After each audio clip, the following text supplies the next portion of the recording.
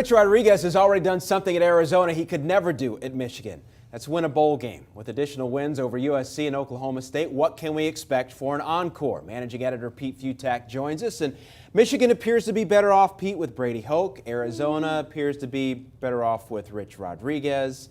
So what is he doing in the desert that he wasn't doing in Well, he's in the Pac-12, first of all, so it works a little bit better with his offense. The defense was so awful at Michigan, and, the problem was they had to do a complete and total rebuilding job in Ann Arbor, and he never caught a break, grinded. A lot of this stuff was his own doing, but he just could never kind of get over that hump with the fan base there, and he got canned a year when everything was supposed to kick in. Brady Hoke swoops in with Rich Rod's guys, wins the Sugar Bowl, and all of a sudden Brady Hoke's this great, superstar head coach. Hoke still has to prove it there. Rich Rod goes off to Arizona. The Wildcats are great in his first year.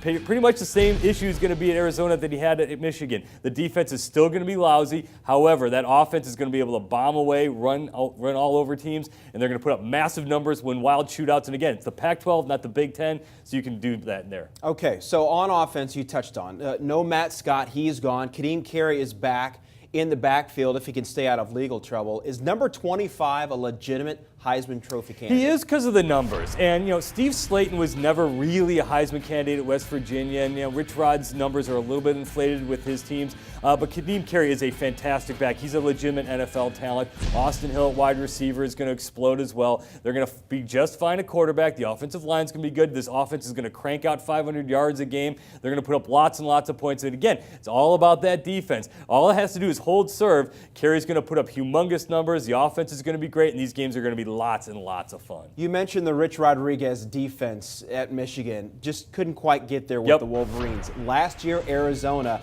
gave up nearly 500 yards a game. So do you see things getting better for the Wildcats? Well, it's his first year. I mean, he's still got to improve things. I mean, the system kicked in right away. Again, the offense great, defense bad. So he still has to improve that defense a little bit. His defenses were fine at West Virginia. They really stunk at Michigan, obviously, and that was the problem. But again, he's going to need time to build this thing up. It's not going to happen overnight. But as long as his offensive system is working, the defense, if it's just okay, he's got to recruit a little bit better to get those talents in there. It'll be fine, but it's still a process. It's going to take a couple of years, though. All right, take a couple of years, but we're here with 2013 staring fans right in the face. So what's the prediction for Arizona? 7-5, tough Pac-12 schedule. They got to go to Washington, got to go to USC, they got to go to Arizona State, got to go to Cal. They got 5 conference games outside of Tucson.